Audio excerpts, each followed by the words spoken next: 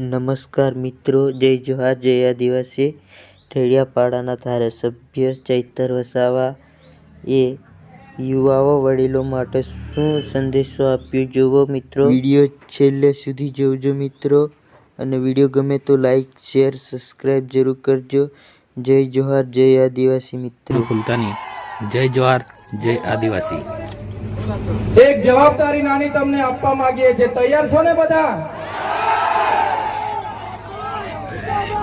આજે જે તમે જે ઉત્સાહ અને ઉમંગ અમને બતાવ્યો છે, એ ઉત્સાહ અને ઉમંગ આપણે 1લી તારીખ અને 8મી તારીખે પણ બતાવવાનો છે।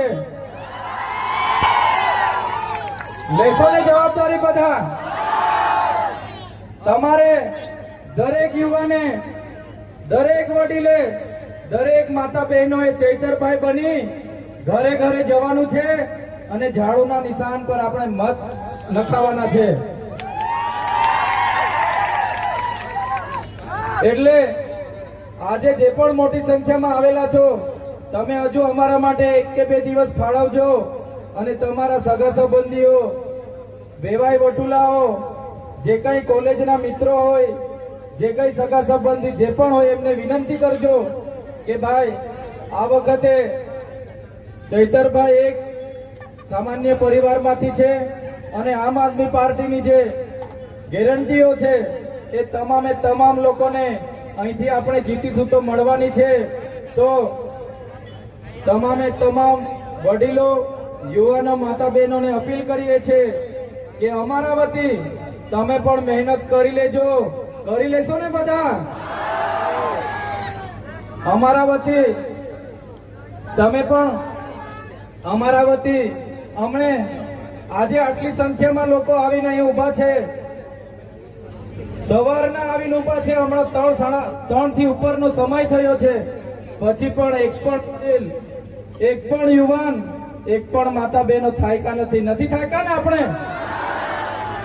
તો મિત્રો, આ સરકારે આપણને એટલા પરેશાન છે, કોરોનામાં એટલા પરેશાન કરેલા છે, મોંઘવારી એટલા પરેશાન છે, તો આ તડકો તો આપણો કોઈ નથી કહેવાય।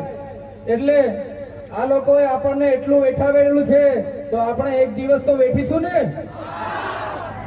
2 વર્ષ કોરોનામાં આપણને આ સરકારે વેઠાવેલું છે, વિતાડેલી છે, તો એક દિવસ તમે મારા અને અમારી ટીમ વતી મોબાઈલ હાથમાં હોય તો મોબાઈલથી, અને મહેમાન જવાના હોય તો મહેમાનજી પણ બધા સગા સંબંધીઓને ત્યાં ફરવાનું છે, અને અમે જે જવાબદારી હોપીએ છીએ, જવાબદારી બધાએ વહેંચણી કરીને કામ કરવાનું છે।